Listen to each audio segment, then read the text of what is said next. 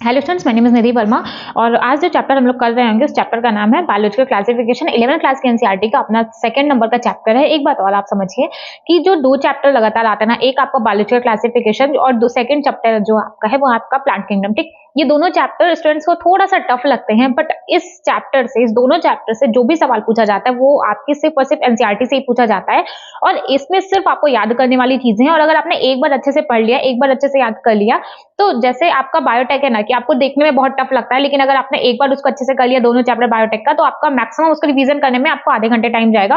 वैसा ही आपका biological classification है और वैसा ही आपका प्लांट किंगडम है। एक बार आपको क्या करना है, एक बार आपको अच्छे से समझना है और अगर आपने एक बार अच्छे से समझ लिया फिर आपके सारे सवाल इसमें से सही हो जाएंगे और इससे एनसीईआरटी का ही आपको पढ़ना है, एनसीईआरटी से ही सवाल पूछे जाएंगे और दोनों चैप्टर को मिला करके आपके 7 से 8 क्वेश्चंस आते होंगे, मे बी कभी कभी 10 भी चला जाता होगा, ठीक है, लेकिन इतने तो कम से कम क्वेश्चंस आते हैं। दोनों चैप्टर से 4-4 क्वेश्चन, 3 क्वेश्चन, 5 क्वेश्चन, इस तरीके का चलेगा रेशियो, ठीक है ना। तो ये दोनों चैप्टर बहुत ज्यादा इंपॉर्टेंट है एग्जाम के पॉइंट से और छोटे हैं और बहुत अच्छे से आपको याद हो जाएंगे। सिर्फ लगता है कि नहीं फंजाई है, थोड़ा टफ है, हम लोग को 5 किंगडम पढ़ना है, ऐसा नहीं है। बस एक बार आपको ध्यान देके पढ़ना है, ठीक है, फिर आप इसमें बहुत अच्छे से क्वेश्चन सॉल्व कर पाओगे। तो चलो ठीक है, स्टार्ट करते हैं। तो 1 मिनट। तो जो आज हम लोग चैप्टर करेंगे, ठीक है, इस चैप्टर में कौन कौन सी चीजें करनी है, हम लोग एक तो किंगडम पढ़ेंगे, मोनेरा पढ़ेंगे, protista, fungi, Plantae and animal का अलग अलग चैप्टर है, तो इसलिए उसको यहाँ पे कुछ भी नहीं पढ़ना, सिर्फ एक एक पैरा दिया एनसीईआरटी का, तो वही हम लोग यहाँ पे कवर करेंगे। इसके बाद वायरस, वायरॉइड्स एंड लाइकेंस पढ़ेंगे, जिसमें से हर साल का तो क्वेश्चन फिक्स है आपका आना। हर एक साल ऐसा कोई साल नहीं होगा जिसमें से इस 3 टॉपिक से क्वेश्चन ना आया, इनमें से कोई भी एक टॉपिक उठा करके सवाल डेफिनेटली पूछा जाता है, ठीक है ना। तो चलो स्टार्ट करते हैं।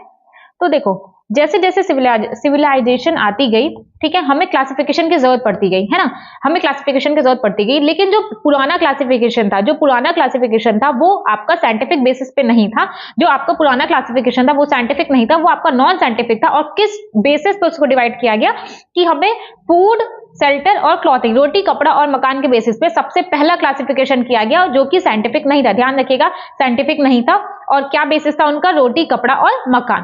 पहली बार जो साइंटिफिक टर्म यूज किया उस साइंटिस्ट का नाम है एरिस्टोटल। एरिस्टोटल ने पहली बार साइंटिफिक टर्म यूज किया था और क्या था, उन्होंने मार्फोलॉजिकल बेसिक लिया था। मतलब देखने में जो चीजें उन्हें, सारे प्लांट्स, ठीक है, जितनी भी चीजें उनको प्लांट के जैसी लग रही है तो उसको प्लांट्स में रख दिया और जितने भी मूव करने वाले एनिमल्स हैं उन सबको अलग किंगडम एनिमलिया में रख दिया, ठीक है। उन्होंने क्या किया, दो डिवाइड किया, प्लांट्स में और एनिमल्स को। और प्लांट को भी किस बेसिस पे डिवाइड किया?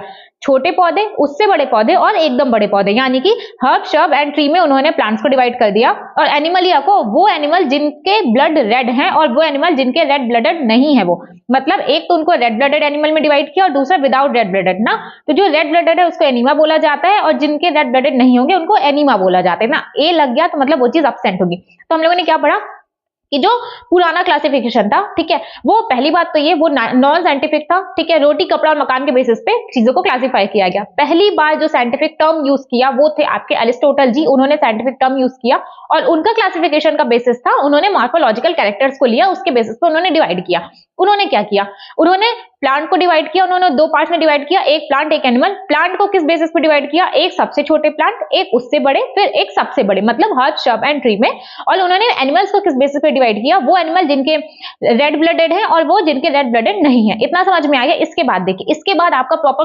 क्लासिफिकेशन स्टार्ट होता है जब आपके लगातार किंगडम आ गए, 2 किंगडम सिस्टम आ गया, 3 किंगडम आ गया, 4 किंगडम आ गया, 5 किंगडम। जो आपका सिलेबस है उसमें आपके 2 किंगडम में थोड़ा सा चीजें दी रखी है, साइंटिस्ट का नाम है। 3 एंड 4 में आपको सिर्फ साइंटिस्ट का नाम ध्यान रखना है, बाकी 5 किंगडम आपको पूरा डिटेल में पढ़ना है। तो देखिए, जो आपका 2 किंगडम क्लासिफिकेशन था उसको साइंटिस्ट ने दिया था, जिस साइंटिस्ट का नाम है लीनियस, ठीक है, लीनियस थे। इसको जो 2 किंगडम सिस्टम था इसको पढ़ना तो बहुत ज्यादा इजी था, बहुत ज्यादा इजी था। इन्होंने क्या किया, 2 किंगडम सिस्टम क्लासिफिकेशन में क्या था, लीनियस ने क्या किया, 2 किंगडम बनाए। अब 2 किंगडम में नाम से क्या समझ में आ रहा है कि 2 पार्ट में डिवाइड किया गया होगा सारी चीजों को, सारे ऑर्गेनिज्म को। उन्होंने एक तो प्लांटी में डिवाइड किया और एक को एनिमलिया में, मतलब 2 किंगडम लिए, एक प्लांटी एक एनिमलिया। उन्होंने bacteria, algae, fungus, mosses, fern, gymnosperm and ज्यूस, इन सारी चीजों को प्लांटी के अंदर रखा। और एनिमलिया के अंदर animals, amoeba, paramecium, sponges, protista, ये जितनी भी चीजें थी इन सबको एनिमलिया के अंदर रखा। अब बात आएगी कि मैम ये चीजें लिखी कहाँ हुई हैं। ये जब आप 5 किंगडम क्लासिफिकेशन वाला पैरा देखोगे ना, मतलब बायोलॉजिकल क्लासिफिकेशन चैप्टर का जो नेक्स्ट पेज है आप उसको देखोगे, वहां पे नीचे आपको ये सारी चीजें लिखी गई हैं कि इन सारी चीजों को लीनियस ने क्या किया था, प्लांटी में रखा था और प्रोटिस्टा को एनिमलिया में रखा था, ठीक। तो टू किंगडम सिस्टम क्लासिफिकेशन क्या था? टू किंगडम क्लासिफिकेशन सिस्टम आपको लीनियस ने दिया, लीनियस ने दो पार्ट्स में डिवाइड किया, एक आपका प्लांट था, एक आपका एनिमल था। प्लांट में उन्होंने बैक्टीरिया, एल्गी, फंगस, मॉसेस, ठीक है, उसके साथ साथ जिम्नोस्पर्म, एंजियोस्पर्म सारी चीजों को रखा। और इनका बेसिस क्या था? इन्होंने ये बेसिस रखा कि जिसके पास सेल वॉल है उसको प्लांटी में रख दो और जिसके पास सेल वॉल एब्सेंट है उसको एनिमलिया में रख दो। मतलब अगर सेल वॉल है तो प्लांटी हो गया और सेल वॉल नहीं है तो आपका एनिमलिया हो गया, ठीक है। इनका बेसिस क्या था? Cell wall. इतना समझ में आ गया? अब देखिए, ये पढ़ने में तो बहुत इजी था कि हमें सिर्फ दो पार्ट्स में डिवाइड करना है, प्लांटी में और एनिमल में, लेकिन बहुत टाइम तक ये नहीं चल पाया, बहुत टाइम तक ये नहीं चल पाया। इसके बहुत ज्यादा ड्रॉबैक्स थे और वो ड्रॉबैक क्या क्या थे कि ये नहीं डिफरेंशिएट कर पाया किसको? यूकैरियोटिक और प्रोकैरियोट्स को। ये यूकैरियोट प्रोकैरियोट को नहीं डिवाइड कर पाया, डिफरेंशिएट कि कौन से यूकैरियोट्स है कौन से प्रोकैरियोट्स है, इसने सबको एक में रख लिया। देखो ये जो आपके बैक्टीरिया आपके क्या होते हैं? बैक्टीरिया आपके प्रोकैरियोट्स होते हैं, ठीक है। और प्लांट में तो प्लांटी तो आपके ऑब्वियस है ना, ये सारी चीजें आपकी यूकैरियोट्स हैं। तो क्या किया इन्होंने? नहीं समझ, ये अंतर नहीं बता पाए कि यूकैरियोट और प्रोकैरियोट को अलग अलग रखना चाहिए। उन्होंने क्या किया? दोनों को एक साथ रख दिया। फिर इनका नेक्स्ट क्या था? इन्होंने यूनिसेलुलर एंड मल्टीसेलुलर को भी एक साथ रख दिया, ठीक है। ये देखो, ये प्रोटिस्टा आपका यूनिसेलुलर होता है, ठीक है। एनिमल, जितने भी हम लोग एनिमल्स पढ़ते हैं वो सारे आपके मल्टीसेलुलर होते हैं। इन्होंने क्या किया? यूनिसेलुलर को भी मल्टीसेलुलर के साथ रख दिया। थर्ड इन्होंने क्या किया? फोटोसिंथेटिक ग्रीन एल्गा को नॉन फोटोसिंथेटिक फंगस के साथ रख दिया, जो कि पहले एल्गी और फंजाई पहले प्लांटी में ही आते थे, ठीक है।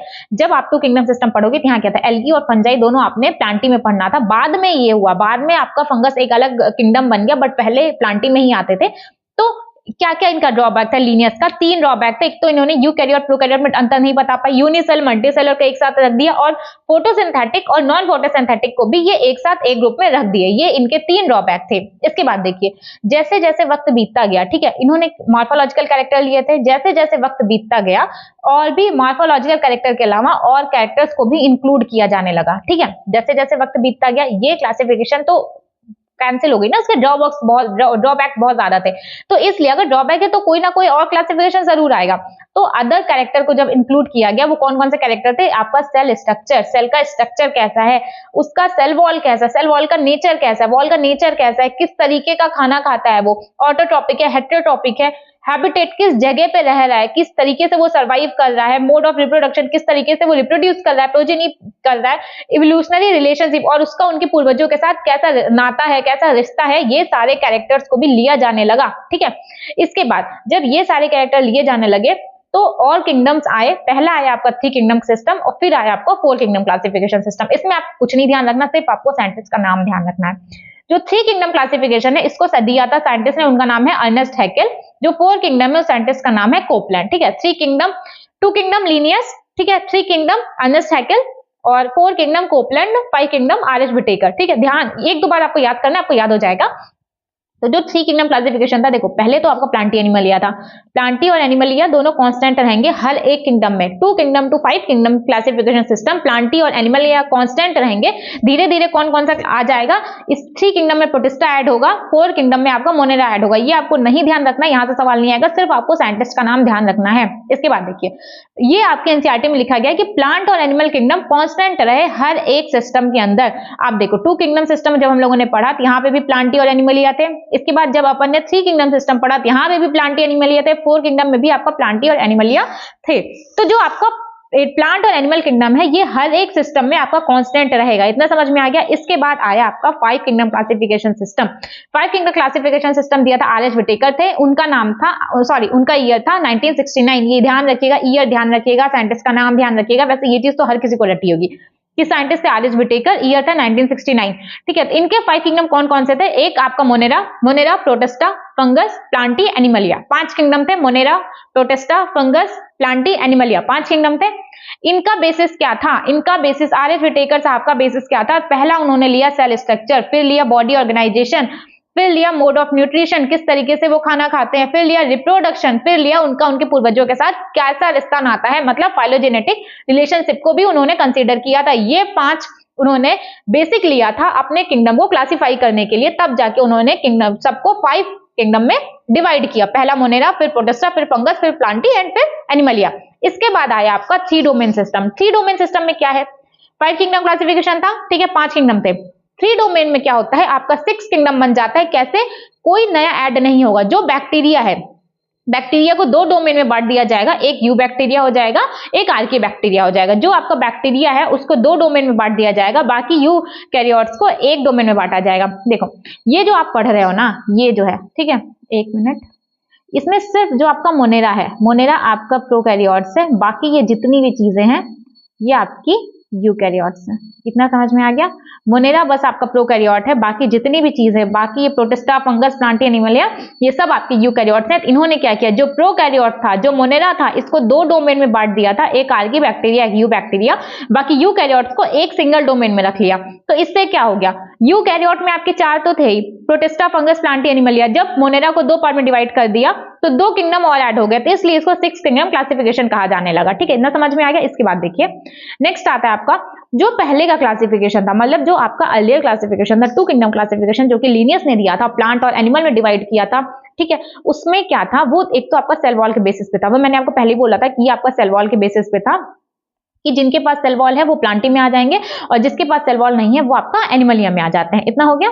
इसके बाद देखिए जो अर्लियर क्लासिफिकेशन था, place together group which are widely differ in other characteristic. Earlier classification में सबको एक साथ रख दिया गया, जिनके कैरेक्टर्स तो आपस में मैच ही नहीं कर रहे, जिनके कैरेक्टर्स एक दूसरे से बिल्कुल अलग अलग हैं, उन सबको एक साथ रख लिया गया। यूकैरियोट को प्रोकैरियोट के साथ रखा गया, यूनिसेलुलर को मल्टीसेलुलर के साथ रखा गया। यही सारी चीजें यहाँ पे एनसीईआरटी बोल रही है कि उन सबको एक साथ रखा गया जिनके कैरेक्टर्स एक दूसरे से बहुत ज्यादा अलग है। पहला बोला गया कि प्रोकैरियोटिक बैक्टीरिया और साइनोबैक्टीरिया को यूकैरियोट के साथ रखा गया। जब हम लोग यहाँ पे देखते हैं, हम लोग यहाँ पे क्या देखते हैं, प्रोकैरियोटिक बैक्टीरिया को किसके साथ रखा गया है, यूकैरियोट्स के साथ रखा गया। ये आपका ये सब यूकैरियोट्स ही तो है, यही चीज यहाँ पे बोली गई कि प्रोकैरियोटिक बैक्टीरिया को यूकैरियोट के साथ रखा गया, यूनिसेलुलर और मल्टीसेलुलर को एक साथ रखा गया एल्गी के अंदर। एग्जाम्पल क्या दिया, क्लेमाइडोमोनास, स्पाइरोगायरा। खैर क्लेमाइडोमोनास और स्पाइरोगायरा आज भी एल्गी के अंदर आता है। ये लाइन क्यों लिखी गई है ये मुझे नहीं पता, हालांकि एनसीईआरटी आपकी माता है तो आपको उसको ही फॉलो करना है, बट जो अर्लियर क्लासिफिकेशन था उसमें इस बात को भी गलत बोला गया है कि उन्होंने क्लेमाइडोमोनास, स्पाइरोगायरा दोनों को टुगेदर रखा था एल्गी के अंदर।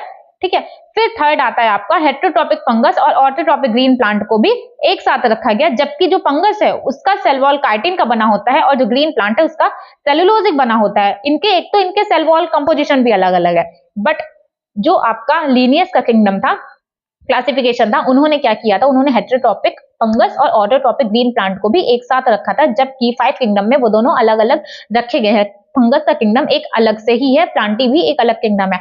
तो जो अर्लियर क्लासिफिकेशन था उसमें क्या क्या दिक्कत है, एक तो इन्होंने प्रोकैरियोटिक बैक्टीरिया को यूकैरियोट के साथ रख लिया था, यूनिसेलुलर मल्टीसेलुलर को एक साथ रख लिया था। ठीक है, हेटेरोट्रॉपिक फंगस को ऑटोट्रॉपिक ग्रीन प्लांट के साथ रखा गया था, जबकि उनके सेल वॉल कंपोजिशन दोनों अलग अलग है। इतना समझ में आ गया? इसके बाद देखिए जब अदर कैरेक्टर्स को कंसीडर किया जाने लगा, अदर कैरेक्टर कौन से, ये जो हम लोगों ने पढ़े, जब अदर कैरेक्टर्स को कंसीडर किया जाने लगा, ये सारे कैरेक्टर्स को कंसीडर किया जाने लगा, तब ये बात आई कि जो फंगस को एक अलग किंगडम में रखा गया, फंजाई, सारे प्रोकैरियोटिक ऑर्गेनिज्म को मोनेरा में रखा गया। प्रोकैरियोटिक कौन से, सारे बैक्टीरिया को एक अलग किंगडम दे दिया गया मोनेरा, और जितने भी यूनिसेलुलर यूकैरियोट्स थे वो आपके प्रोटिस्टा में आ गए।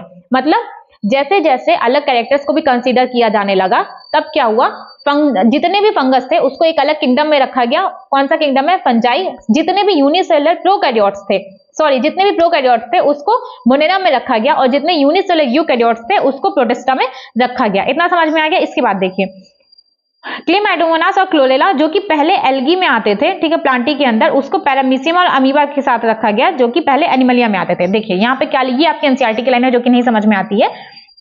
जो क्लेमाइडोमोनास और क्लोरेला, क्लेमाइडोमोनास क्लोरेला क्या है, एल्गी होता है ना, क्लेमाइडोमोनास और क्लोरेला मतलब एल्गी को पैरामीशियम और अमीबा के साथ रखा गया है। ठीक है, जो कि पहले एनिमलिया में आते थे, पैरामीशियम और अमीबा दोनों एनिमलिया में आते थे। ये जो लाइन लिखी गई है ना, ये लाइन थोड़ी सी गलत है, क्योंकि एल्गी और प्रोटिस्टा दोनों एक अलग अलग, एल्गी आपके प्लांटी में कंसीडर होता है, और जो पैरामीशियम और अमीबा है ये आपका एल्गी प्लांटी में आएगा, पैरामीशियम अमीबा ये आपको प्रोटिस्टा में आएगा। ये क्यों लिखा गया है ये पता नहीं, बट ठीक है अब लिखा गया है, इससे सवाल आएगा तो आपको यही टिक करके आना है। तो क्या है कि क्लेमाइडोमोनास और क्लोरेला को पैरामीशियम और अमीबा के साथ रखा गया है। क्राइटेरिया जैसे जैसे बदलती गई, उन्होंने एक अलग कैरेक्टर्स को कंसीडर किया, जैसे जैसे क्राइटेरिया बदली, अलग कैरेक्टर्स को कंसीडर किया गया। कौन कौन से character, morphological, physiological, reproductive similarities और फाइलोजेनेटिक रिलेशनशिप को भी कंसीडर किया जाने लगा। मतलब जब टू किंगडम क्लासिफिकेशन था वहां पे सिर्फ मार्फोलॉजिकल बेसिस लिया जाता था, बट जैसे जैसे हम लोग 3, 4, 5 किंगडम पे आए तो अदर कैरेक्टर्स को भी कंसीडर्ड किया जाने लगा, मॉर्फोलॉजिकल हो, फिजियोलॉजिकल हो, रिप्रोडक्टिव हो, उसके साथ साथ फाइलोजेनेटिक रिलेशनशिप्स को भी देखा जाने लगा। इसके बाद हम लोग एक एक करके सारे किंगडम को पढ़ेंगे कि कौन मोनेरा में क्या क्या है, प्रोटिस्टा में क्या क्या है, फंगस में क्या क्या आता है, प्लांटी एनिमल का एक अलग चैप्टर हम लोग उसको वहां पे करेंगे। ये जो चार्ट है, ये आपका जो एनसीईआरटी का चार्ट है, यहाँ से सवाल आता है, इसको आप एक बार अच्छे से ध्यान दे लीजिएगा। देखो सेल टाइप की अगर बात करें तो मोनेरा आपका प्रोकैरियोटिक होता है, बाकी सारे यूकैरियोट्स होते हैं। जो आपका मोनेरा है, इसकी सेल वॉल नॉन सेलुलोजिक होती है, ठीक है। प्रोटिस्टा में कुछ में प्रेजेंट होती है, फंगस तो जग जाहिर है काइटिन की है, प्लांटी का भी जग जाहिर है, सेलुलोज आप लोग हमेशा से पढ़ते आ रहे हैं।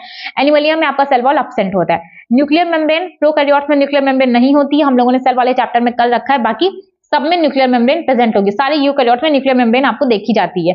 बॉडी ऑर्गेनाइजेशन की अगर बात करें तो मोनेरा का सेलुलर है, प्रोटिस्टा का भी सेलुलर है। जब फंगस आएगा तो फंगस में मल्टीसेलर और टिश्यू वो भी आ जाएगा, प्लांटी में ऑर्गन आ जाएगा, बट एनिमलिया जब हम लोग एनिमल किंगडम पढ़ेंगे तो वहां पे देखेंगे हम लोग टिश्यू, ऑर्गन सिस्टम, हर एक तरीके का बॉडी ऑर्गेनाइजेशन आपको एनिमलिया में देखने को मिलता है। मोड ऑफ न्यूट्रिशन की अगर बात करें तो जो मोनेरा है, मोनेरा में सबसे ज्यादा डाइवर्सिटी होती है, मेटाबॉलिक डाइवर्सिटी आपको कहां पे मोनेरा में देखने को मिलती है। यहाँ पे आपका ऑटोट्रॉपिक भी होता है, यहाँ पे आपका हेटेरोट्रॉपिक भी न्यूट्रिशन आपको देखने को मिलता है। बट जो प्रोटिस्टा है वहां पे ऑटोट्रॉपिक होगा, सिर्फ फोटोसिंथेटिक टाइप का, और हेटेरोट्रॉपिक होगा, है ना। अभी आपको थोड़ा याद करने में कंफ्यूजन क्रिएट हो रहा है, बट जब अभी हम लोग एक एक किंगडम को अलग अलग पढ़ेंगे ना, तो वहां पे आपको समझना बहुत ज्यादा आसान हो जाता है कि किसका मेटाबॉलिक डाइवर्सिटी क्या है, कि कौन किस तरीके से न्यूट्रिशन कर रहा है, ये आपको बहुत इजिली समझ में आने लगेगा। तो चलो देख लेते हैं। पहला किंगडम है आपका मोनेरा, ठीक है। पहला किंगडम कौन सा आपका मोनेरा। मोनेरा में आप पढ़ते हैं बैक्टीरिया। बैक्टीरिया आपका मोनेरा का सोल मेंबर होता है। बैक्टीरिया सबसे ज्यादा पाया जाने वाला माइक्रो ऑर्गेनिज्म है। बैक्टीरिया आपको ऑलमोस्ट हर एक जगह पाया जाता है। एक्सट्रीम हैबिटेट में भी आपका बैक्टीरिया रह सकता है, जैसे कि hot spring, desert, snow, deep ocean, मतलब जहां पे आप सोच भी नहीं सकते हैं, ठीक। आप सोच सकते हो कि समुद्र में बहुत गहरे तल में आपको बैक्टीरिया देखने को मिलेगा, बट आपको वहां पे भी बैक्टीरिया मिल जाता है। डिजर्ट जहां पे कोई और नहीं रह सकता, वहां पे भी आपका बैक्टीरिया रहता है। हॉट स्प्रिंग में आपको बैक्टीरिया देखने को मिलता है, साथ ही साथ स्नो जहां पे रहती है बहुत ज्यादा, वहां पे भी आपको बैक्टीरिया देखने को मिल जाता है। Many of them live in, bacteria में से ज्यादा तो वो ऑर्गेनिज्म के अंदर रहते हैं या तो उनके ऊपर रहते हैं, मतलब या तो वो पैरासिटिक फॉर्म में रहते हैं, है ना। इसके बाद देखिए हैंडफुल ऑफ सॉइल में आपको 100 ऑफ बैक्टीरिया, आप एक मुट्ठी सॉइल लेंगे, एक मुट्ठी अगर आप मिट्टी लेते हैं तो उसमें आपको 100 से भी ज्यादा आपको बैक्टीरिया देखने को मिल जाएंगे। इतना समझ में आ गया। तो इसमें हम इस पेज में हम लोगों ने क्या क्या पढ़ा। जो आपका मोनेरा है, मोनेरा में बैक्टीरिया आपका सोल मेंबर है, मोस्ट अबंडेंट माइक्रो ऑर्गेनिज्म है, ठीक है। ऑलमोस्ट हर एक जगह पाया जाता है, एक्सट्रीम हैबिटेट में भी पाया जाता है, चाहे आपका स्नो हो, डिजर्ट हो, डीप ओशियन हो, हॉट स्प्रिंग हो, हर एक जगह आपका बैक्टीरिया देखने को मिलता है। इसके बाद अगर आप हैंडफुल ऑफ सॉइल लेंगे तो वहां पे भी आपको 100 ऑफ बैक्टीरिया देखने को मिल जाते हैं। और जो बैक्टीरिया है या तो वो ऑर्गेनिज्म के अंदर रहता है या तो वो एज अ पैरासाइट रहता है, ऑर्गेनिज्म के ऊपर रहता है। इतना समझ में आ गया। इसके बाद देखिए बैक्टीरिया 4 टाइप का होता है, उनके शेप्स की बेसिस से। पहला आएगा कोकस, बैसिलस, विब्रियो, स्पाइरलम। कोकस क्या है, स्फेरिकल होगा। ये देखो इस तरीके का आपका कोकस होगा, स्फेरिकल होता है। बैसिलस रॉड शेप होता है, इस तरीके का होगा। ये देखो मैंने बना के रखा है, रॉड शेप होता है। विब्रियो कॉमर शेप होगा, ये भी मैंने आपको डायग्राम बना के रखा है, इस तरीके का विब्रियो होगा। स्पाइरलम स्पाइरल शेप होता है, बट इसमें फ्लैजिला आपको देखने को मिलता है। सिर्फ स्पाइरलम है जिसमें आपको फ्लैजिला देखने को मिलेगा, इसके अलावा किसी में भी नहीं मिलता। तो कौन कौन सा पढ़ा, कोकस, बैसिलस, विब्रियो, स्पाइरलम। कोकस स्फेरिकल है, ठीक है। बैसिलस रॉड शेप है, विब्रियो कॉमर शेप है, स्पाइरलम स्पाइरल शेप, ठीक है। इसके बाद देखिए जो आपका बैक्टीरिया, बैक्टीरिया का स्ट्रक्चर तो बहुत सिंपल है, बहुत छोटे छोटे बैक्टीरिया होते हैं, उसका स्ट्रक्चर बहुत सिंपल होता है, बट उनका बिहेवियर बहुत ज्यादा कॉम्प्लेक्स होता है, क्योंकि उनमें एक्सटेंसिव मेटाबॉलिक डाइवर्सिटी शो होती है। कौन करता है, बैक्टीरिया, क्योंकि वो आपको ऑटोट्रॉपिक भी उनका न्यूट्रिशन देखने को मिलेगा। ऑटोट्रॉपिक में भी कौन कौन सा, फोटोसिंथेटिक, कीमोसिंथेटिक, दोनों टाइप का करेंगे। हेटेरोट्रॉपिक न्यूट्रिशन भी आपको बैक्टीरिया शो करते हैं। देखो न्यूट्रिशन की अगर बात करें तो बैक्टीरिया एक तो आपका ऑटोट्रॉपिक न्यूट्रिशन शो करेगा, साथ ही साथ हेटेरोट्रॉपिक न्यूट्रिशन भी आपका बैक्टीरिया शो करता है। ऑटोट्रॉपिक में क्या है, ऑटोट्रॉपिक में देखो, ऑटोट्रॉपिक में आपके 2 न्यूट्रिशन होंगे, एक आएगा आपका कीमोसिंथेटिक टाइप का, एक आएगा आपका फोटोसिंथेटिक टाइप का, ठीक है। और जो हेटेरोट्रॉपिक, ज्यादातर बैक्टीरिया आपके हेटेरोट्रॉपिक होते हैं, एक उसमें आएगा सैप्रोफिटिक, एक आएगा उसमें पैरासाइट, ठीक है। एक आएगा पैरासाइट, एक आएगा सैप्रोफाइट। कीमोसिंथेटिक बैक्टीरिया क्या होते हैं, बेसिकली आपके जो इनऑर्गेनिक सब्सटेंस को, इनऑर्गेनिक को ऑर्गेनिक में कन्वर्ट करते हैं, और जो वहां से एनर्जी रिलीज होगी, जब आप किसी चीज को किसी चीज में ब्रेक डाउन करेंगे तो वहां से एनर्जी रिलीज होती है। तो जो इनऑर्गेनिक से जब ऑर्गेनिक में कन्वर्ट करते हैं तो जो एनर्जी रिलीज होती है उसी की हेल्प से वो फूड बनाते हैं। और साथ ही साथ जो कीमोसिंथेटिक बैक्टीरिया है वो साइक्लिंग करते हैं न्यूट्रिएंट की, कौन कौन सी, नाइट्रोजन, फास्फोरस, सल्फर और आयरन, ठीक है। 4 ये ध्यान रखिएगा, कौन कौन से एलिमेंट की वो रिसाइक्लिंग करते हैं, तो कौन, नाइट्रोजन, फास्फोरस, सल्फर और आयरन, ठीक है। 4 एलिमेंट से जिनकी वो रिसाइकलिंग करते हैं। इसके बाद देखिए हेटेरोट्रॉपिक बैक्टीरिया में क्या दिया गया है। हेटेरोट्रॉपिक बैक्टीरिया मोस्ट अबंडेंट है, ज्यादातर आपके हेटेरोट्रॉपिक बैक्टीरिया आपको देखने को मिलेंगे। मेजॉरिटी उसमें से डिकम्पोजर्स होते हैं।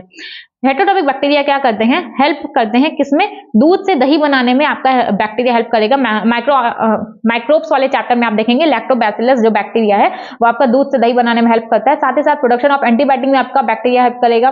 फिक्स करता है नाइट्रोजन को लेग्यूमिनस रूट्स में ना।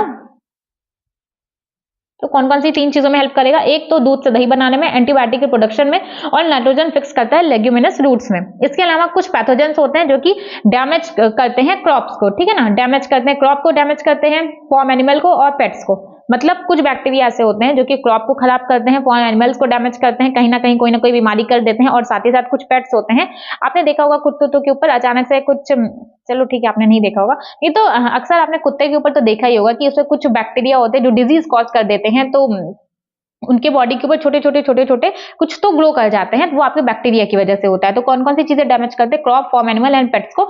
और कुछ बैक्टीरिया जो कि डिजीज कॉज करते हैं, वो कौन कौन सी डिजीज है, सिट्रस कैंकर जो कि आपको प्लांट में देखने को मिलेगी, टाइफाइड, टिटनेस, कॉलेरा, ठीक है, ये 4 बीमारियां हैं, इसको ध्यान रखिएगा। सिट्रस कैंकर आपको प्लांट में देखने को मिलेगा, टाइफाइड, कॉलरा, क्लोरेला बोल रहे हैं, टाइफाइड, कॉलरा और टिटनस, ये तीनों चीजें आपको एनिमल्स में देखने को मिलेंगी। ठीक है, 4 बीमारी है, इसको अच्छे से याद कर लीजिएगा, रट लीजिएगा। टाइफाइड, टिटनस, कॉलरा, ये आपको एनिमल्स में देखने को मिलेगा और प्लांट्स में आपका सिट्रस कैंकर होता है। ठीक है, अब आप देखिए जो बैक्टीरिया का 2 टाइप है, एक है आपका आर्की बैक्टीरिया, एक है आपका यू बैक्टीरिया। ठीक है, जो आपका आर्की बैक्टीरिया प्रिमिटिव टाइप का बैक्टीरिया, सबसे पुराना बैक्टीरिया आपका आर्की बैक्टीरिया है। इसका सेल वॉल स्ट्रक्चर अलग होता है, इसलिए इसको अलग से डिवाइड किया गया है। ठीक है, इसका सेल वॉल स्ट्रक्चर अलग होता है, हार्श हैबिटेट में रह सकता है, इसलिए सेल वॉल स्ट्रक्चर की वजह से इसको दूसरे बैक्टीरिया से अलग रखा गया है। हार्श हैबिटेट मतलब किस तरीके के हैबिटेट में, यहां से सवाल पूछा गया है। एक्सट्रीम सॉल्टी एरिया में रहेगा तो उसको हेलोफाइल्स कहेंगे, हॉट स्प्रिंग में है तो थर्मोएसिडोफाइल्स, मार्सी एरिया में रह रहा है तो उसको मेथेनोजेंस कहेंगे। ठीक है, salty area halophiles, hot spring thermoacidophiles, और अगर मार्सी एरिया पे रह रहा है तो मेथेनोजेंस। मार्सी एरिया में क्या है, मेथेनोजेंस कहां पे प्रेजेंट होंगे, present in gut of several ruminant, यानी कि गाय और भैंस की रूमिनेंट में आपको मेथेनोजेंस देखने को मिलते हैं। और ये क्या करते हैं, इनका जो गोबर होता है, जो गाय और भैंस का गोबर होता है, उससे क्या मेथेन गैस बनाई जाती है, जो कि जिसको आप बायोगैस भी कह सकते हैं ना। आपने गांव में देखा होगा, अगर आप गांव कभी जाते होंगे तो बहुत बड़े बड़े टैंकर्स होते हैं, वहां पे आपका मेथेन गैस बनाई जाती है गोबर से, गाय का गोबर। ठीक है, इसके बाद देखिए जो यू बैक्टीरिया की सेल वॉल रिजिड होती है, मतलब थोड़ी टफ होती है, मोटाइल नॉन मोटाइल दोनों होंगे। ऑब्वियस अगर मोटाइल है तो मतलब फ्लैजिला इसमें प्रेजेंट होगा, मोटाइल है तो फ्लैजिला प्रेजेंट है। यू बैक्टीरिया में ऑटोट्रॉपिक भी होता है, हेटेरोट्रॉपिक भी होता है। ऑटोट्रॉपिक कौन कौन सा, फोटोसिंथेटिक एंड कीमोसिंथेटिक। ठीक, अब यू बैक्टीरिया का एग्जांपल कौन सा है, साइनोबैक्टीरिया। साइनोबैक्टीरियम आपके ब्लू ग्रीन एल्गी होते हैं। ठीक है, साइनोबैक्टीरिया आपके फोटोसिंथेटिक होंगे, क्लोरोफिल ए होता है, यूनिसेलुलर, फिलामेंटस, कॉलोनियल, तीनों टाइप के देखने को मिलेंगे। यूनिसेलुलर है तो आपको इस तरीके का मिलेगा, फिलामेंटस है तो आपको इस तरीके का मिलेगा, कॉलोनियल है तो आपको देख रहे हो इस तरीके की कॉलोनी आपको देखने को मिलती है। और इसके किनारे किनारे आपको एक तरीके की सीथ से कवर्ड दिखता है, और ये सीथ को ही म्यूसिलेजिनस सीथ बोलते हैं। और यही मतलब एनसीईआरटी में लिखा गया है कि सराउंडेड बाय जिलेटिनस सीथ। इतना समझ में आ गया।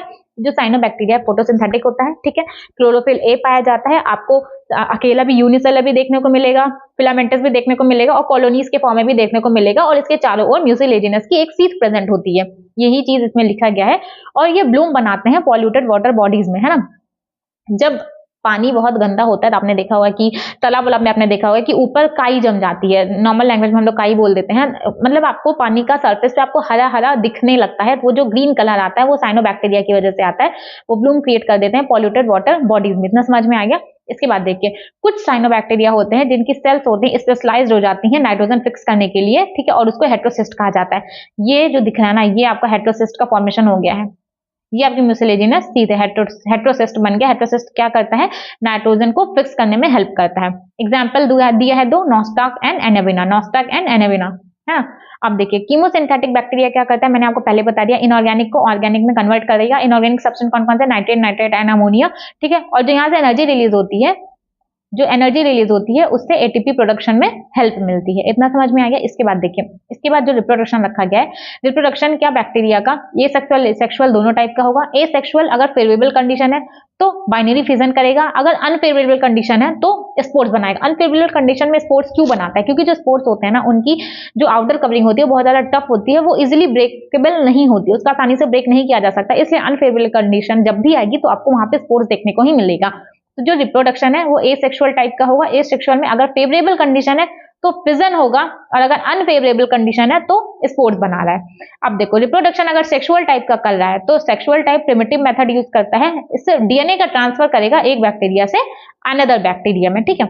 इससे ज्यादा आपके एनसीईआरटी में नहीं दिया गया, इससे ज्यादा सवाल भी नहीं आता, तो इससे ज्यादा आपको भी पढ़ने की जरूरत नहीं है।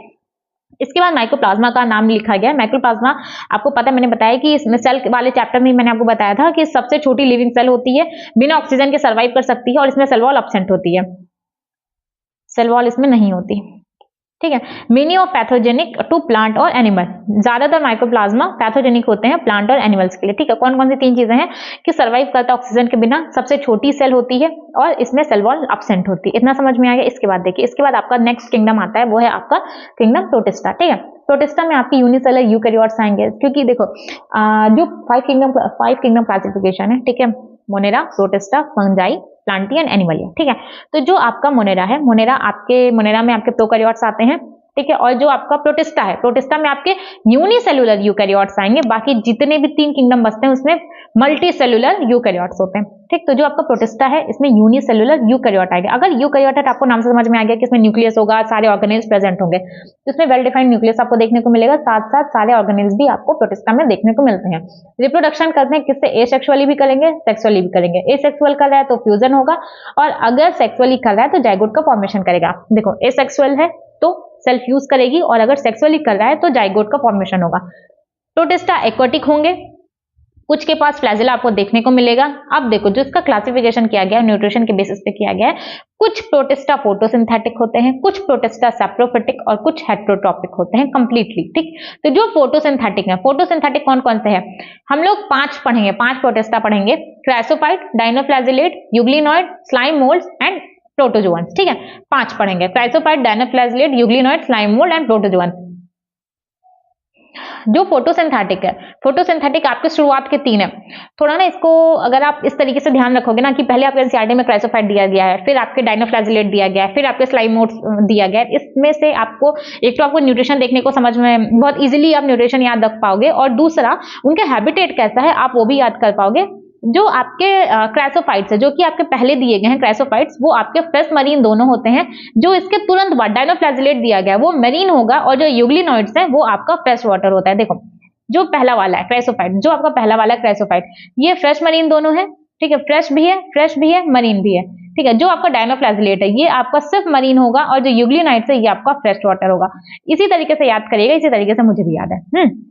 क्राइसोफाइट्स आपका फ्रेश वाटर में भी होगा, मरीन में भी होगा, डायनोफ्लैजिलेट आपका मरीन वाटर में होता है, और यूग्लिनॉइड्स आपका फ्रेश वाटर में आपको देखने को मिलता है, ठीक है। अब देखो, फोटोसिंथेटिक आपके ये तीनों है, और यूग्लिनॉइड्स कभी कभी हेटेरोट्रॉपिक भी होता है, प्रोटोजोअन में नहीं है, ये आपके हेटेरोट्रॉपिक में मैंने एरो बनाया है, ठीक है ना। यूग्लिनॉइड्स आपका हेटेरोट्रॉपिक भी होता है, अगर सनलाइट नहीं है तो आपका हेटेरोट्रॉपिक की तरह काम करता है। सैप्रोफिटिक आपका स्लाइम मोल्ड्स होगा, और हेटेरोट्रॉपिक आपका प्रोटोजोअन है, ठीक है। फोटोसिंथेटिक 3 कराएगा, 3 प्रोटिस्टा, कौन कौन से? शुरुआत के 3 कौन कौन से? Chrysophyte, dinoflagellate, euglenoids. सैप्रोफिटिक कौन सा होगा? Slime mould. यहां से सवाल आता है इसलिए आपको बताया जा रहा है, ठीक। शुरुआत के जो 3 है, क्राइसोफाइट, डायनोफ्लैजिलेट और यूग्लिनॉइड्स, ये तीनों आपके होंगे फोटोसिंथेटिक, ठीक। यूग्लिनॉइड्स आपका फोटोसिंथेटिक के साथ साथ आपका हेटेरोट्रॉपिक भी होगा। इसके बाद जो आपका चौथा प्रोटिस्ट है वो है आपका स्लाइम मोल्ड्स। स्लाइम मोल्ड्स आपका पैरासिटिक है, और जो आपका 4th आता है प्रोटोजोअन्स, वो आपके सारे हेटेरोट्रॉपिक ही होते हैं, ठीक। अगर हैबिटेट की बात करी जाए तो सबसे पहला आपका क्राइसोफाइट दिया गया जो कि फ्रेश और मेरीन दोनों वाटर में होता है। उसके बाद आपको डायनोफ्लैजिलेट दिया गया, तो डायनोफ्लैजिलेट आपका मेरीन में होगा, और यूग्लिनॉइड्स आपका फ्रेश वाटर में होगा, ठीक है। अब देखो, क्राइसोफाइट में आपको डायटम और डेस्माइट्स आएगा। डेस्माइट्स को गोल्डन एल्गी बोला जाता है। क्राइसोफाइट देखो फ्रेश वाटर में है, मेरीन वाटर, मैंने बताया था फ्रेश वाटर मेरीन वाटर में दोनों में है। फ्लैजिला इसमें नहीं होती। तीनों को ना लिंक करके थोड़ा लिंक करके पढ़िए। इसमें फ्लैजिला नहीं होती। क्राइसोफाइट में आपको फ्लैजिला नहीं देखने को मिलेगी। डायनोफ्लैजिलेट में आपको फ्लैजिला देखने को मिलेगी, एक लॉन्गिट्यूडनल एक ट्रांसवर्स। यूग्लिनॉइड्स में आपको फ्लैजिला उसमें भी देखने को मिलेगी, उसमें भी दो फ्लैजिला होती है, एक शॉर्ट एक लॉन्ग। जो पहला है क्राइसोफाइट, उसमें फ्लैजिला नहीं होगी। डायनोफ्लैजिलेट में फ्लैजिला होगी, दो लॉन्गिट्यूडनल एंड ट्रांसवर्स। यूग्लिनॉइड में भी दो आपको फ्लैजिला देखने को मिलेगी, एक छोटी एक बड़ी। इतना समझ में आ गया? तो देखो क्राइसोफाइट डायटम होता है, डेस्माइट्स है, ठीक है, डायटम और डेस्माइट्स है। इसमें आपको गोल्डन एल्गी आता है जो आपको क्राइसोफाइट्स है, वो फ्रेश वाटर मरीन दोनों में देखने को मिलेगा। फ्लैजिला नहीं होता है। फ्लोट पैसिवली मतलब पानी जिस डायरेक्शन में फ्लो कर रहा है, जिस तरफ पानी रहेगा उसी तरफ आपका क्राइसोफाइट भी बहते चले जाते हैं। Float passively as plankton. इसमें आपका फ्लैजिला नहीं होता। जब फ्लैजिला नहीं होता तो इनमें मूवमेंट नहीं होती तो किसी ना किसी तरीके से तो भाई मूव करेंगे। तो मूव कैसे करते हैं? पैसिवली मूव करते हैं पानी के साथ। डायटम्स की जो सेल वॉल होती है वो दो ओवरलैपिंग, साबुनदानी देखिए, सोप बॉक्स होता है, ठीक है, आपने देखा होगा कभी ना कभी तो जरूर देखा ही होगा। तो सोप बॉक्स कैसे होता है? कुछ इस तरीके से होता है।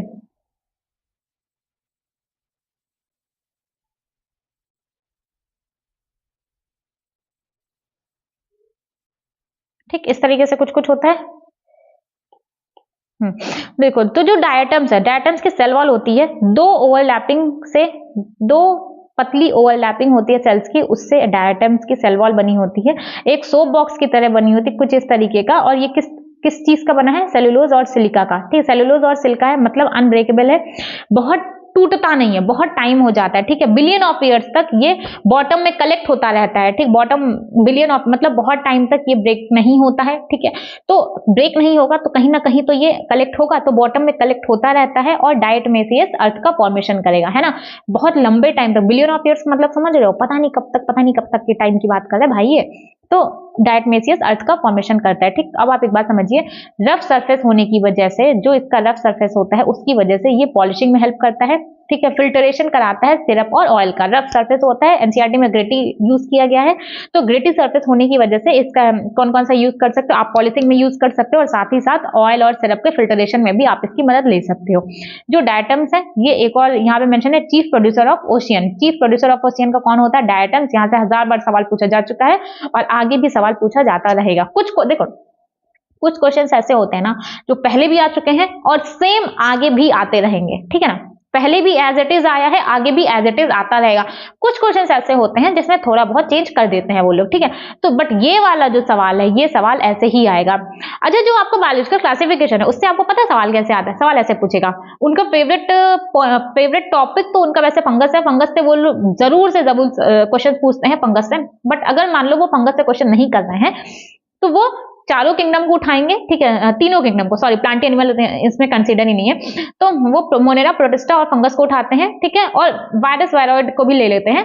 एक एक स्टेटमेंट डालते हैं, कहीं ना कहीं एक वर्ड गलत लिख देंगे और वहीं से आपको सवाल गलत करा देते हैं। इसलिए इसमें ज्यादातर स्टेटमेंट बेस्ड क्वेश्चन आते हैं। अगर स्टेटमेंट बेस्ड क्वेश्चन नहीं है तो या तो वो तीनों मतलब जितने भी तीनों किंगडम है उसके स्टेटमेंट बेस्ड क्वेश्चन ले लेंगे, या तो मैच द फॉलोइंग दे देते हैं, ठीक है। ज्यादातर ध्यान रखिएगा इसमें, ध्यान रखिएगा कि किसका कौन सा न्यूट्रिशन है, कौन फोटोसिंथेटिक कर रहा है, ठीक है, कौन कीमोसिंथेटिक कर रहा है, कौन हेटेरोटॉपिक कर रहा है। न्यूट्रिशन में बहुत ज्यादा ध्यान रखिएगा। फंगस में आपको स्पोर्ट्स पे ध्यान देना है, इनका रिप्रोडक्शन में जो एसेक्सुअल, चलो ठीक है वो फंगस में आपको बता दूंगी, बट जो अभी तक हम लोग पढ़ रहे हैं ना, अभी तक इसमें आपको न्यूट्रिशन में बहुत ज्यादा ध्यान रखना है। और जहां पे ये सारे सवाल है ना, ये तो एज इट इज ही पूछा गया है और ऐसा ही पूछा जाता रहेगा।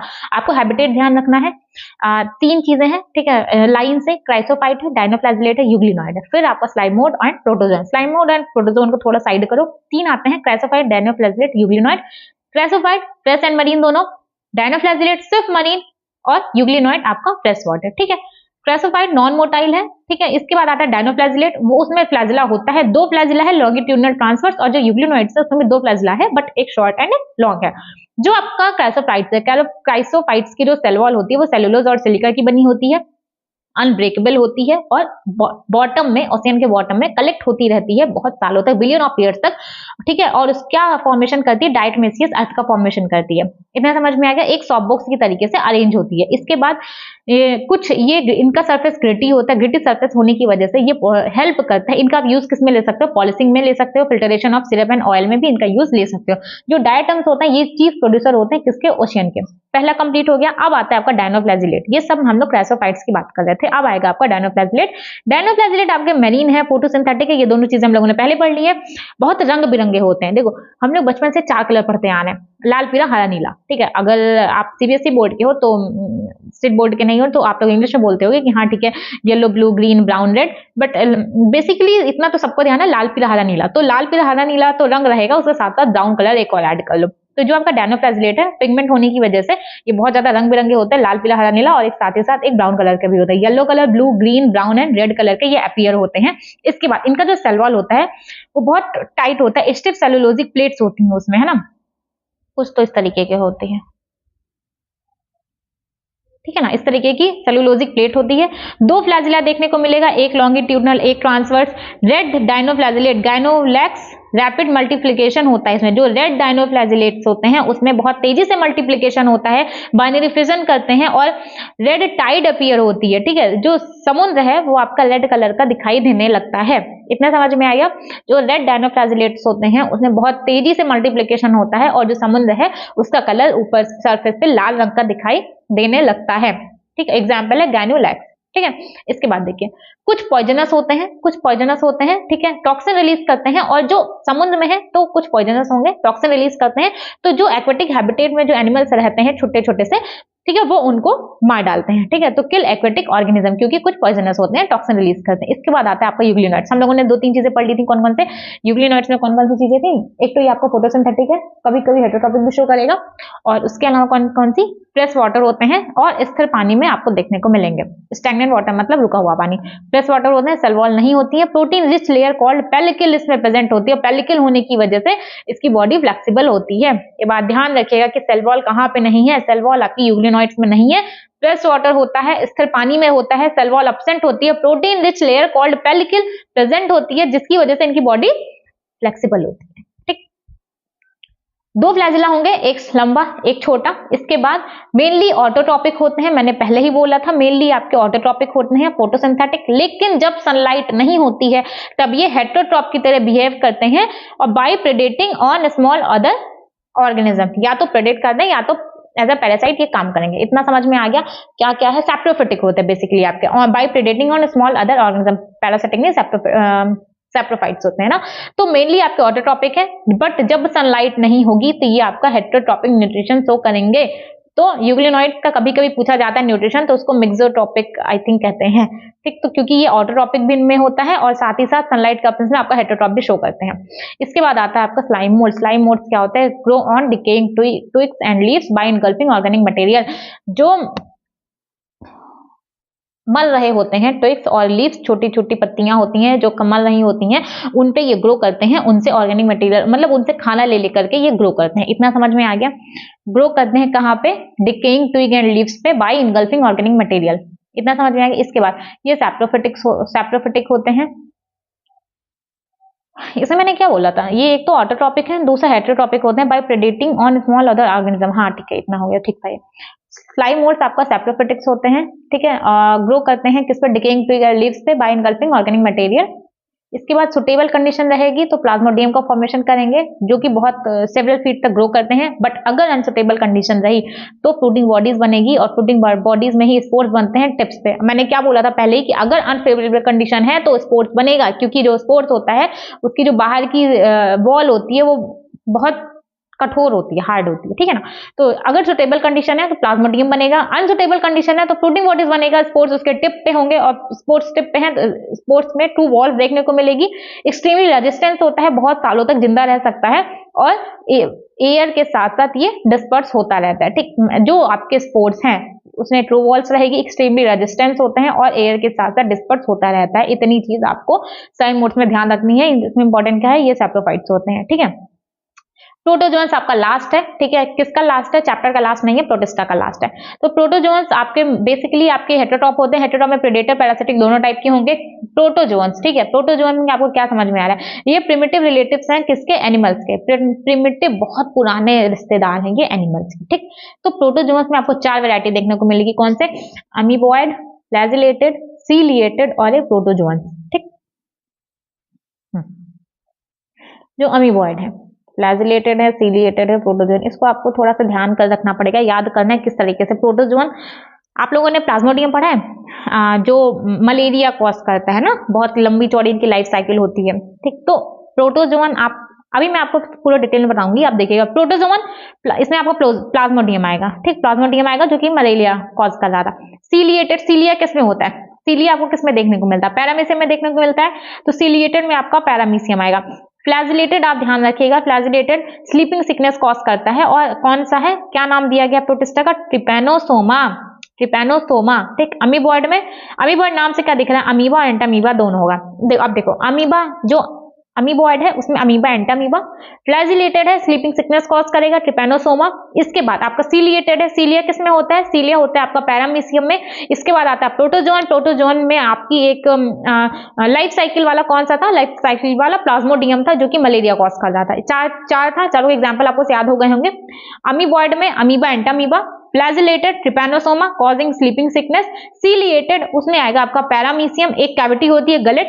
इसके अलावा जो आपका लास्ट है वो है आपका प्रोटोजोन जो कि आपका प्लाज्मोडियम में देखने को मिलता है। प्रोटोजोन का टाइप प्लाज्मोडियम है जो कि मलेरिया कॉज करता है, ठीक। 4 है। अब देख लो अमीबॉयड कहाँ होते हैं? ये fresh water, marine, moist soil आपको हर जगह देखने को मिलेगा। तो इसमें तो आपको कुछ याद ही नहीं करना है। आपको फ्रेश वाटर मिलेगा, मरीन पे देखने को मिलेगा और टेरेस्ट्रियल में भी आपको देखने को आपका अमीबा देखने को मिलता है। अमीबॉयड, अमीबा, अमीबा से हम लोग जब से अमीबा सुनते आ रहे हैं तब से स्यूडोपोडिया सुनते आ रहे हैं। फॉल्स फीट ना, स्यूडोपोडिया क्या करता है? स्यूडोपोडिया क्या करता है? स्यूडोपोडिया खाना वाना कैप्चर कर रहा था ना। तो ये जो स्यूडोपोडिया है मूवमेंट में हेल्प करेगा और फूड कैप्चरिंग में हेल्प करेगा। देखो अमीबॉयड, सुनो, अमीबॉयड आपका फ्रेश वाटर में देखने को मिलेगा, मरीन में देखने को मिलेगा, टेरेस्ट्रियल में भी आपको अमीबॉयड देखने को मिलेगा। अमीबॉयड में एग्जांपल आता है अमीबा। अमीबा में आपका स्यूडोपोडिया होता है। स्यूडोपोडिया यानी कि फॉल्स फूड। स्यूडोपोडिया किसमें हेल्प करता है? एक तो आपको मूवमेंट में हेल्प कर रहा था और दूसरा किसमें हेल्प कर रहा था? दूसरा ये हेल्प कर रहा था कैप्चरिंग, किसको? फूड को कैप्चर करने में हेल्प कर रहा था। इसके बाद देखो जो आपका मरीन फॉर्म है, मरीन में आपका सिल्का की सेल्स देखने को मिलती हैं। उसका एग्जाम्पल आपका एंटामीबा। एंटामीबा आपका पैरासाइट होता है। एंटामीबा आपका पैरासाइट होता है, ठीक है। अब जो फ्लैजिलेटेड है, फ्री लिविंग है, पैरासाइट होगा। फ्री लिविंग पैरासाइट, या तो फ्री लिविंग रहेगा या तो पैरासिटिक फॉर्म में रहेगा। फ्लैजिला होता है, फ्लैजिलेटेड नाम से समझ में आ रहा है ना कि फ्लैजिलेटेड है तो फ्लैजिला होगा, सीलिएटेड है तो सीलिया होगा। नाम से क्या समझ में आ रहा है? तो जो आपका फ्लैजिलेटेड है वो स्लीपिंग सिकनेस कॉज करता है। नाम है ट्रिपैनोसोमा और ये पैरासिटिक होता है। नाम है ट्रिपैनोसोमा, पैरासिटिक होता है। सीलिएटेड है, एक्वाटिक है, ठीक है, मूव करता है सीलिया की वजह से। एक्वाटिक है, सीलिया की वजह से मूव करता है।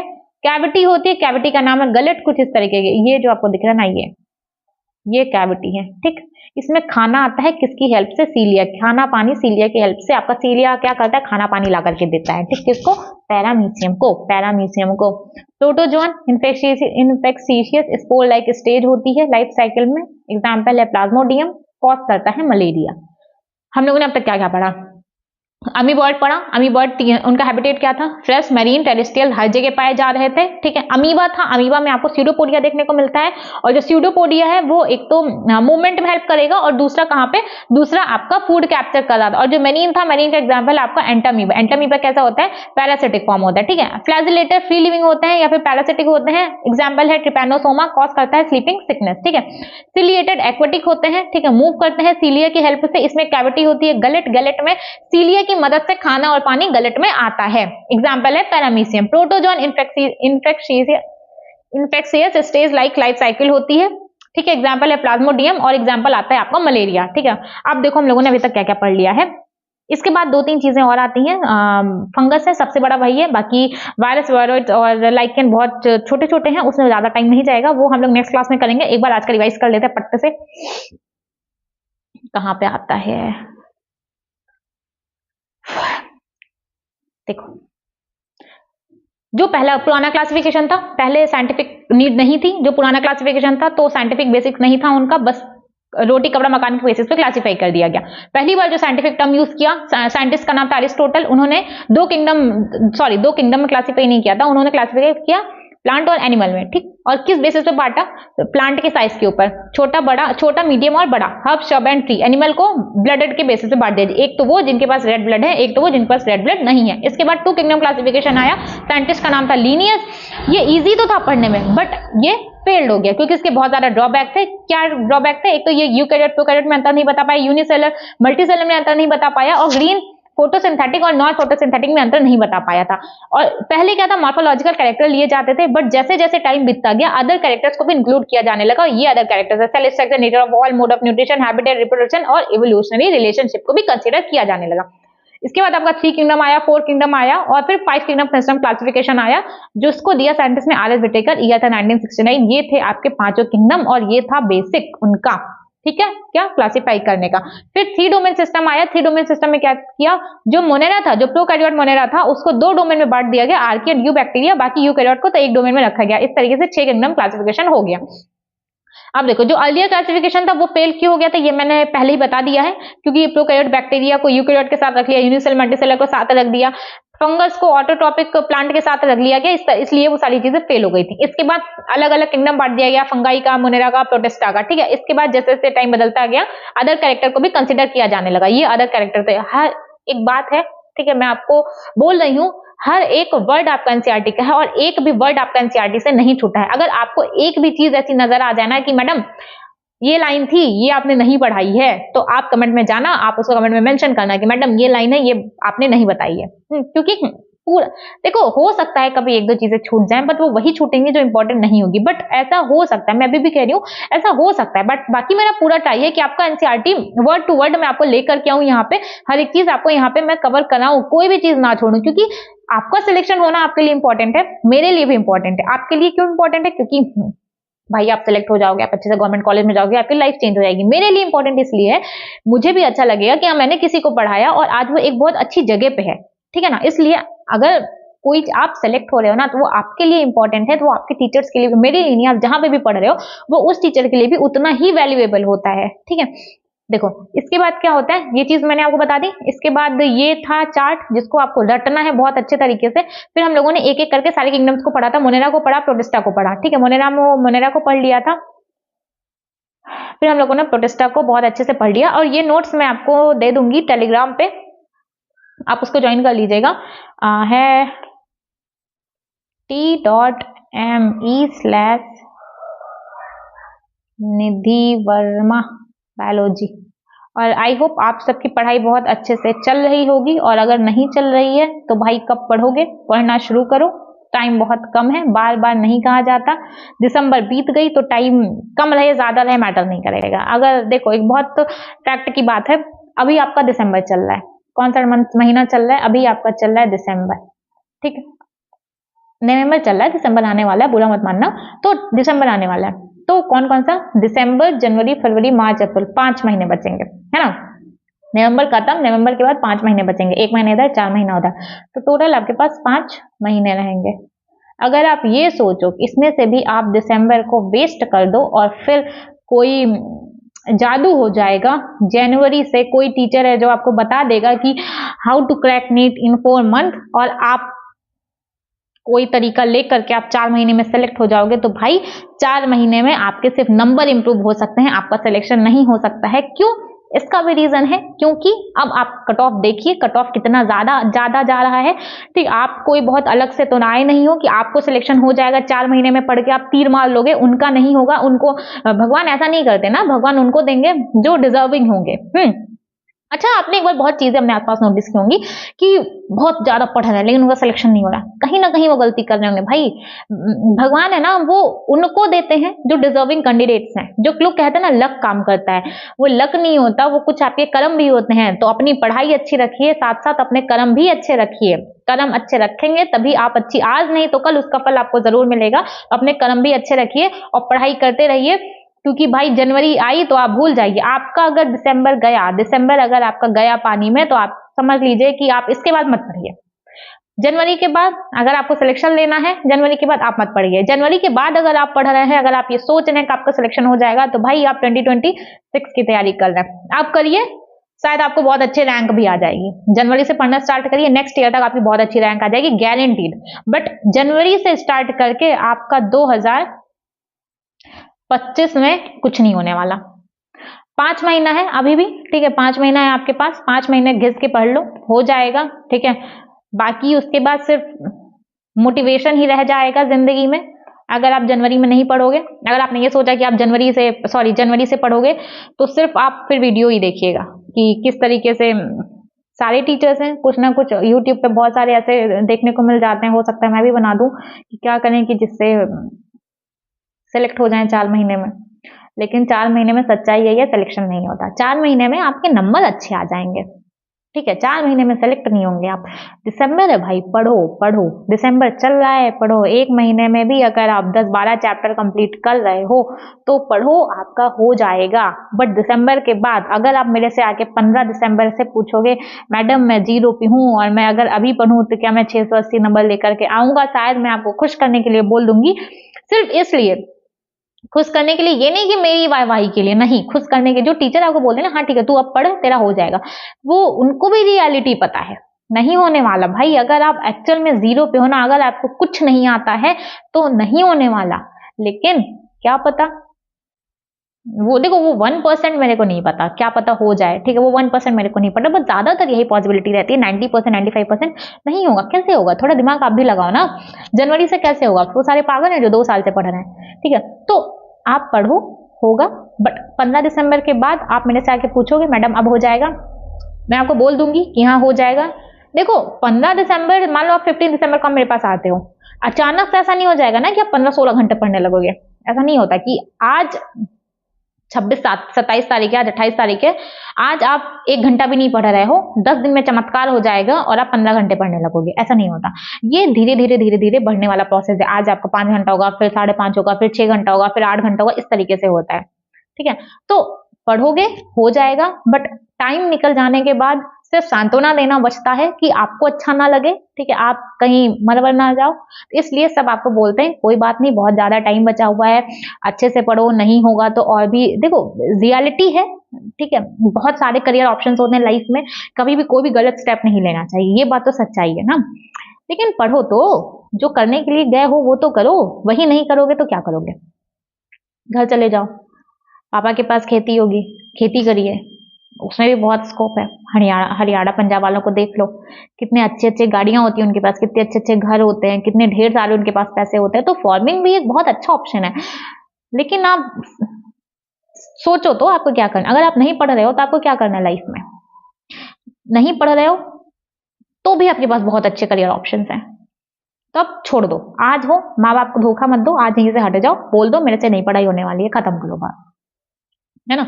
बहुत ज्यादा करियर ऑप्शंस हैं। ऐसा नहीं है कि दुनिया में सिर्फ डॉक्टर इंजीनियर्स भरे पड़े हुए हैं, और भी बहुत सारे करियर ऑप्शंस हैं, और बहुत तगड़े तगड़े करियर ऑप्शंस हैं, है ना, बहुत तगड़े तगड़े करियर ऑप्शंस हैं, ठीक है।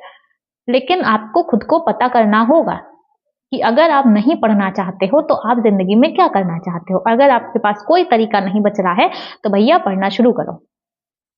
अगर आपको डॉक्टर ही बनना है तो ये देखो, एक बार आपको मेहनत करनी पड़ेगी, या तो आप अभी करो, या तो आप 1 साल बाद करो, या तो आप नीट में तो कोई एज लिमिट भी नहीं है, क्या पता अगली साल एज लिमिट लग जाए। तो बेहतर है पढ़ाई करो, ठीक है, पढ़ाई करो। ऑल द बेस्ट मेरे साइड से। बाकी इस चैप्टर का जो नेक्स्ट पार्ट है वो आपको कल मिल जाएगा, पार्ट 2 आपको कल मिल जाएगा। उसके बाद हम लोग सारा चैप्टर का पूरा पीवाईक्यू कर लेंगे, और इसका पीवाईक्यू बहुत ज्यादा इंपॉर्टेंट है, वो क्लास मत मिस करिएगा। और एक और बात, इस चैप्टर को अच्छे से कर लीजिएगा, आपके 7-8 सवाल कहीं नहीं गए। देखो अब तक हम लोगों ने कौन कौन से चैप्टर कर लिए? अब तक हम लोगों ने एक तो सेल वाला चैप्टर कर लिया है, सेल डिवीजन कर लिया है, लिविंग वर्ड को तो चलो ठीक है छोड़ दो, बायोलॉजिकल क्लासिफिकेशन हो जाएगा, हाँ बायोलॉजिकल क्लासिफिकेशन हो जाएगा, और प्लांट किंगडम। अगर हम लोग ये इतने चैप्टर्स भी कर लेते हैं ना, तो आप मान के चलिए आपके 15 सवाल बन जाएंगे बहुत आराम से। हाँ 12 से 15 क्वेश्चन आपके यहाँ से आ जाएंगे, बहुत अच्छे तरीके से आ जाएंगे, ठीक है। 15 मतलब 60 मार्क्स, देख रहे हो? इसलिए पढ़ना शुरू करो, नंबर लेना बहुत ईजी है।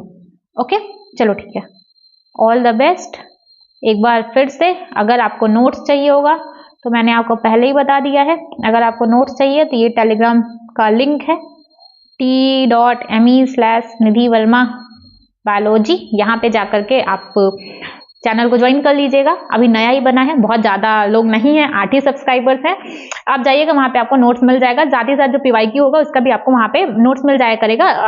पीवाईक्यू का हाँ मैं डाल देती हूँ, आपको वहाँ पे मिल जाएगा और वो सॉल्व नहीं रहता है तो आप वहाँ से भी जाकर के कर सकते हो। बाकी पीवाईक्यू का तो आप बुक ले लो ना, आप बुक ले लोगे, आप वहाँ से करोगे, वहाँ आपके लिए ज़्यादा सही रहता है। हर चीज़ के लिए ना आप ऑनलाइन टीचर्स के ऊपर मत डिपेंड रहो, थोड़ा खुद का भी हाथ पैर चलाया करो। ओके, चलो ठीक है, थैंक यू।